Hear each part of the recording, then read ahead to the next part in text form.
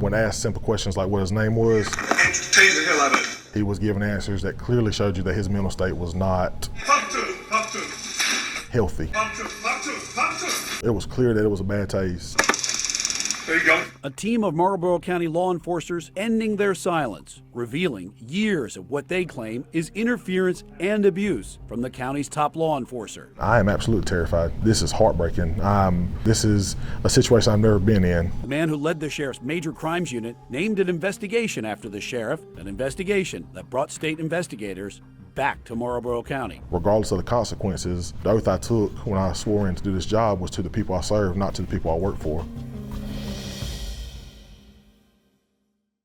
6 months ago, we launched our final disrespects investigation into Marlboro County, South Carolina. Since then, a deputy probate judge resigned and the sheriff's indicted. The state's now launched multiple investigations into the Marlboro County's court system and the sheriff's office. Just last month, it was the sheriff's own major crimes unit who took the sheriff down with a nearly 2-year-old body camera recording and what those lawmen describe as a climate of corruption inside the Marlboro County Sheriff's Office. Here's Jody Barr with tonight's Lost Trust investigation. This text just came out of nowhere. It was the Marlboro County Sheriff's Office lead investigator wanting to meet out on this farm outside of McCall. And we're up here near the North Carolina line now.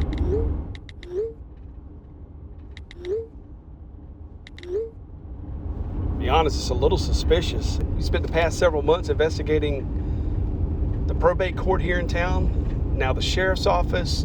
Yeah, I mean, of course you'd be a little worried about that. Having never met this person, you don't know who they are, but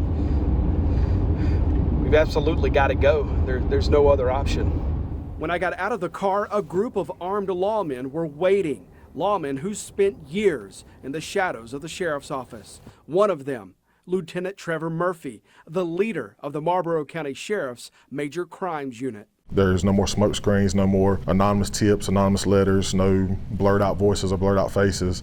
This is Trevor Murphy from McCall, South Carolina, telling you what's happening, what's been done, and why it needs to change. The others were afraid to be identified. Trevor Murphy, though, stepped forward. My guys met and we talked and we said, look, now's the time. I know bringing it out is going to probably cost me my job, and it is what it is at this point, but now's the time. People are paying attention.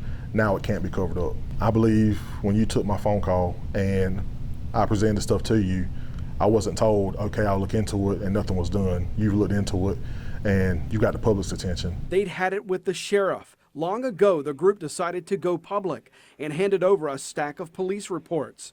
The first report in the stack. This is body camera video of the May 2020 jailhouse tasing of Gerald Johnson. This video was kept from the public for nearly 2 years. Then days before we met the lawman, someone in law enforcement texted the video to Trevor Murphy. When the cuffs come off and he made a motion to bum rush the sheriff, the deputy made the absolute right call in deploying his taser to stop that assault, which he did. The problem came after that. That deputy, who was clearly shaking on the video, clearly this is a situation he hadn't been in much, he was very excited, is trying his best to give lawful commands for that person to get in their cell. Every time that person tried to get up off the floor and make a motion towards the cell, that deputy was instructed by the sheriff, pop it to him, meaning deploy your taser again. And I think he did that 4 to 5 more times, even to the point where the man was lying in the cell on his stomach, naked. He was tased for no reason. You had that deputy complete an excessive force report. You did something with this video to make sure the right thing happened. I did. It was clear that it was a bad tase, and I told the sheriff that day, that's a bad tase. That's wrong. It was blown off. Nothing was done about it, and I realized that they weren't going to do anything about it. So tried to go around and get the right eyes on it. We contacted an ex-law enforcement. He was a current law enforcement officer at the time, but we contacted him through a anonymous number, and we contacted 2 media sources through anonymous numbers, letting them know, hey, there's a man at Marlboro County Penitentiary that's just been unlawfully tased. You need to look into the situation. Sheriff Charles Lemon was present. There's body cam footage. Murphy says neither reporters nor the outside investigator ever responded. The video once lived on a squad room computer inside the sheriff's office. Pop two, pop two, pop two, pop two, pop two, pop two. This recording isn't the actual body camera recording. Another deputy used a cell phone to record the original video after it happened. In the 19 months between then and now, someone inside the Marlboro County Sheriff's Office deleted the original recording. Nothing ever came of it. It was never looked into. The sources we reached out to never sought us out, never reached out to us, never followed up, never requested the video, never requested anything. Who do you go to at this point? When you've reached out to people that are your outs, are your way out, and you're realizing we're telling these people stuff that's going on and they're not responding, we have no help. There is no safety net. You're taught in school, something happens, you tell the teacher. We tried to tell the teacher, and we didn't get the help we asked for. Murphy says within the next few weeks, agents spent hours questioning him inside SLED's PD region office. Murphy turned the video recording over to us and to SLED in November. He also handed SLED a packet titled Lemon Laws, a 76-page document detailing what Murphy and the group described as unethical and criminal acts committed by Sheriff Charles Lemon and others. In the final interview with SLED in December, There's so many hands on everything. Murphy decided to audio record that meeting. He did so after he believed SLED agents were working to make a case against him. You could go in there right now. You could go pick a crackhead off the street and go in there right now to that deputy room and delete any body cam footage off that computer whatsoever. What are you listening to? That's an interview I did today with SLED agent Mike Gifford on the packet I submitted to SLED a month or so ago. What would they be calling you back about today? They were, in my opinion, trying to accuse me of deleting evidence on behalf of the sheriff. The same evidence I provided them a month ago, along with other stuff. They're trying to say that they're insinuating that I deleted that evidence or somehow got rid of that evidence on behalf of the sheriff. And Murphy didn't know it because SLED did not tell him then, but the state planned to ask the Marlboro County Grand Jury for indictments for what happened in this video. At the time this happened, as I told them in the prior interview and as we provide them evidence on other cases, when stuff's happened at the sheriff's office, we reached out through anonymous sources and through third parties to try to get their attention and get their assistance on it, along with media outlets, and nobody bit. Deputies charged Jarrell Johnson with resisting, assaulting, beating, or wounding an officer over the lunge towards Sheriff Charles Lemon in this video. Murphy signed Johnson's arrest warrant in May 2020, including the fact video existed. The lieutenant says he didn't delete the body camera recording and has no idea who did. Murphy says he told SLED anyone who's ever walked into the squad room is a suspect. And he took us inside to prove it. I'm gonna walk you in the side door. We're gonna take one left and then another left, and we're gonna be in the deputy room, and I'm going to walk you to the body cam computer and show you how anybody off the street can access this computer and delete video footage, not even just a deputy. Where are we now? This is the deputy room where the body cams are stored and the footage is stored. There's the password to the computer if it was locked. By simply clicking on the video tab, you can see all the videos. With a simple right click on a file, you can delete, and it will delete it. That simple, video files could be deleted. For instance, you can go into this, body cam footage with dates, file 27/2001, right click, delete, and it'll delete it. Oh. So there is no security on these videos? Absolutely zero security, and I have stressed that to the sheriff's office for years, and nobody's cared. So, that simple. And we've been in here 45 seconds. You could walk in, delete videos, and walk out. And nobody would ever know. And there's no camera system at the sheriff's office to document or add any security. No camera system whatsoever. And 5 days later, on December 14th, the Attorney General's office presented the body camera recording to the Marlboro County Grand Jury. The grand jury indicted Sheriff Charles Lemon and former Deputy Andrew Cook, each on one count of misconduct in office and felony assault and battery. Both men pleaded not guilty at an arraignment in December. I understand now why people don't trust the police when the police doesn't trust the police. Murphy was not charged or formally accused of a crime, but admits he thought he would be, thinking the state had turned him into a suspect when he rolled on the sheriff was a burden Murphy says he could not carry. I took a leap of faith thinking that they would do the right thing, and now I feel like they're trying to implicate me when I had nothing to do with it. What do you plan to do now? I'm done. I'm done with law enforcement. Has this eroded your trust in SLED? Absolutely. I mean, I got a wife and kids, and I used to believe a lot in this job and what this job meant, and to the point where I was willing to give up my life in this job, but that's over. I'm done. It's over. Coming up, a team of law enforcers building a case against the sheriff. If he knew about me talking about things he's done in the past, if he knew about me going to SLED and going to other agencies about him, he would end my career. And there's nothing anybody can do to him about that. After our final disrespects investigation aired, the sheriff's top investigator found an opportunity in the spotlight cast on Marlboro County. About a week ago, you sent this, lemon laws. Lemon laws. You also gave this to SLED. I did. And I felt more comfortable giving it to you than SLED. Investigations ended and murder cases unsolved. We're working on several other investigations concerning allegations of your conduct in office. You have a way I can reach you so we can run those by you? I don't want to report that without you having a say, man. And the sheriff's investigators walking away from Marlboro County. Is that it, man? Yeah. When our lost trust investigation continues after the break.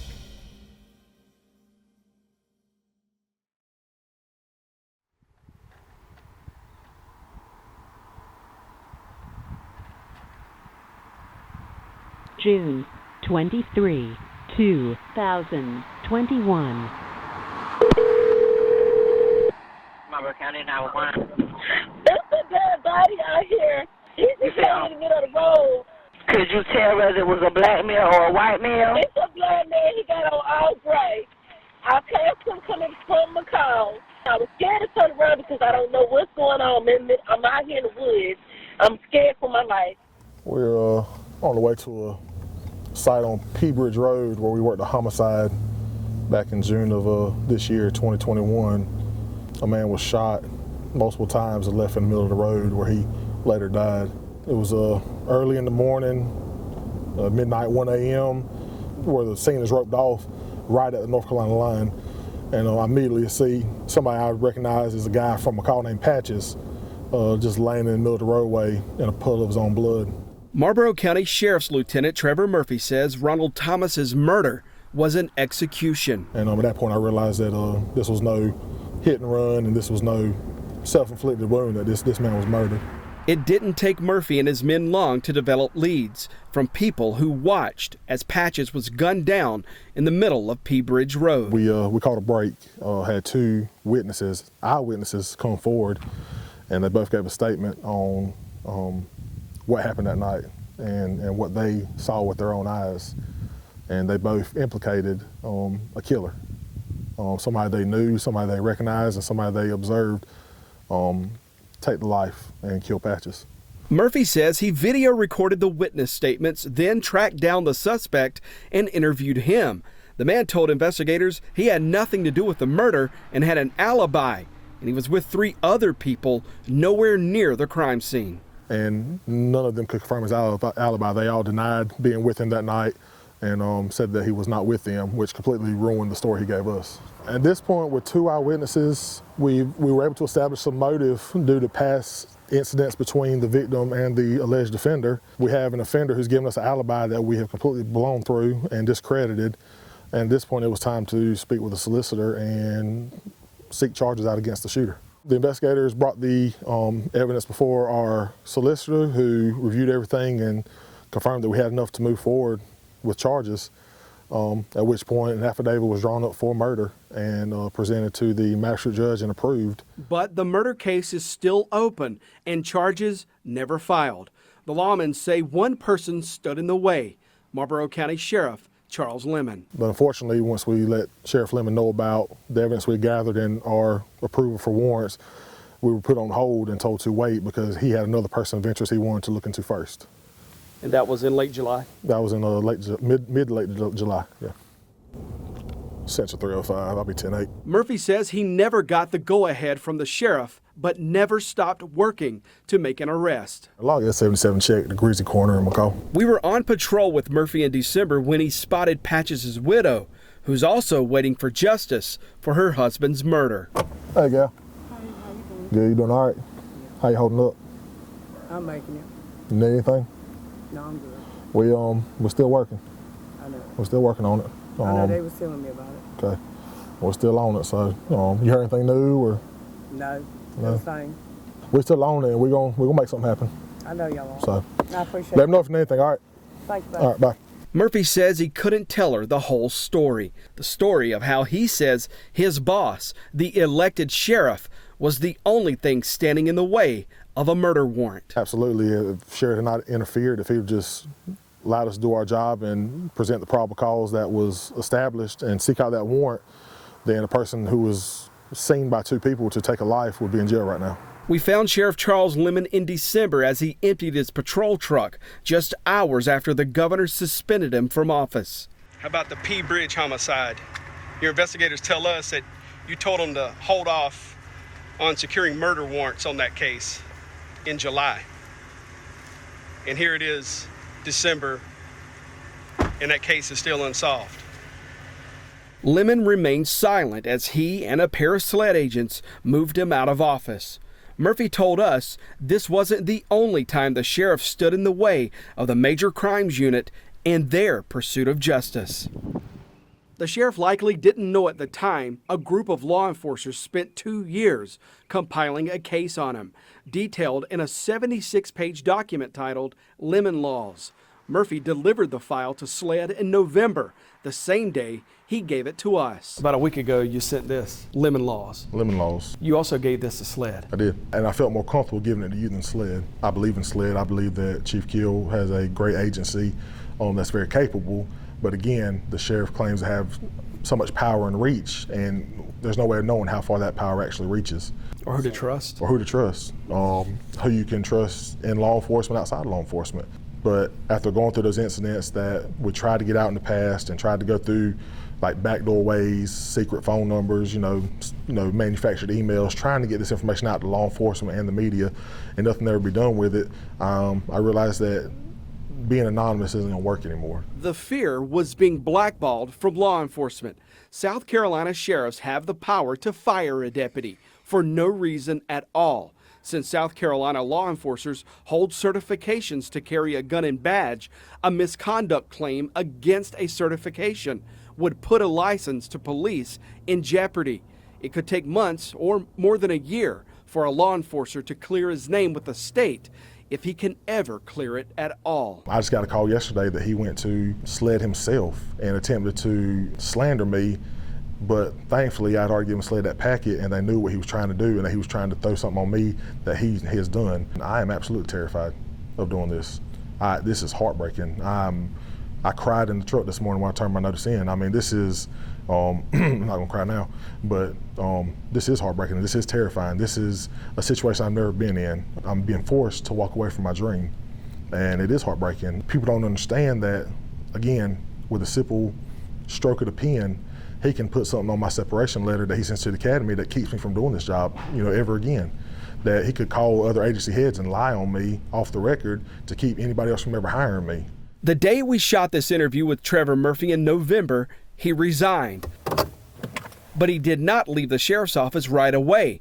He agreed to stay on another month and continued working with SLED as agents investigated Murphy's claims against the sheriff. There have been people that have lost their rights, that have lost their freedom, that have had their civil rights violated, just mere safety violated because of how he is and how he's acted. And that's what that packet is it's incidents where he's violated people's rights, where he's extended the scope of what he's supposed to do freely and voluntarily to do what he wants to do and not what the law says to do. For example, deputies executed a search warrant at a home in this housing authority after a woman in a traffic stop said her boyfriend had drugs and money stashed here. Investigators determined the drugs did not belong to the woman. Deputies say the woman, then 20-year-old Deja Harrison, was more than cooperative, but the trouble started when the sheriff showed up during the search warrant. Deputies wrote the sheriff chastised Harrison about drug dealing in Marlboro County and young black boys that won't work. Harrison told us she rolled her eyes at the sheriff, who threatened to lock her up if she rolled her eyes at him again. And she did.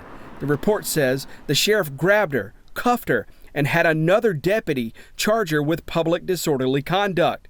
Except Harrison was not in public. She was released from jail an hour later, and the charge was eventually dropped.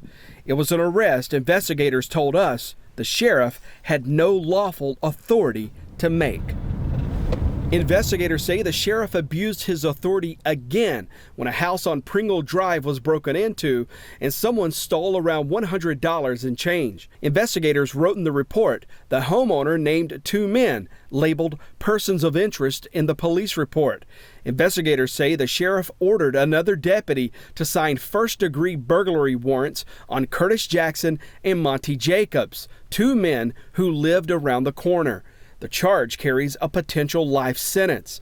The sheriff ordered the arrests, but had no probable cause to do so, according to Lieutenant Trevor Murphy, who gave SLED agents texts from the arresting deputy that he says proves it.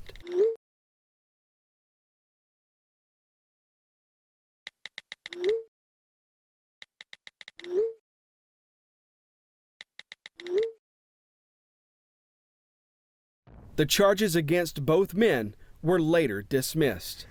How about the Pringle Drive with Jerome Jacobs, Curtis Jackson? Any of these cases at all we could talk to you about? Lemon wouldn't talk about those cases either. We left Sheriff Charles Lemon an open invitation to participate in our lost trust investigation, but he never took us up on it. We're working on several other investigations concerning allegations of your conduct in office. Do you have a way I can reach you so we can run those by you? I don't want to report that without you having a say, man. The packet detailed other cases where deputies say the sheriff covered up crimes his unit investigated, like the case of a former Marlboro County deputy accused of stealing pay from an off-duty security detail at this public housing complex. The report also accused the sheriff of covering up a prostitution investigation at this Bennettsville fire station involving an on-duty fireman. Murphy says he gave the case file to the sheriff, who told him he knew the fireman and the fireman was a good fella, and to sit on it until the sheriff decided what to do with it.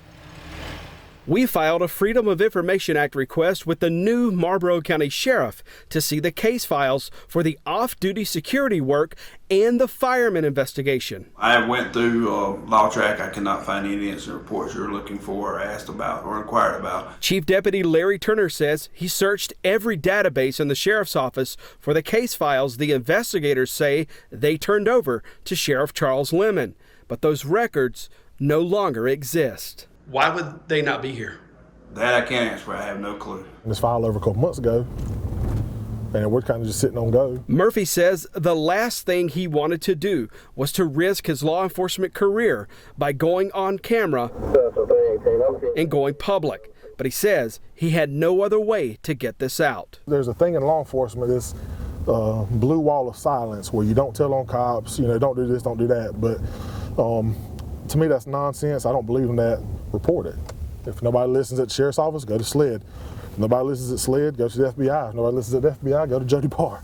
So find somebody that'll listen, and once they do, let the Lord handle the rest. On December 9th, 2 hours after his final interview with SLED, Lieutenant Trevor Murphy ended his career with Marlboro County.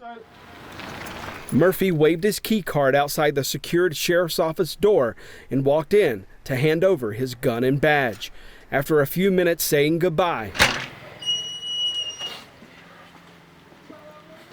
Is that it, man?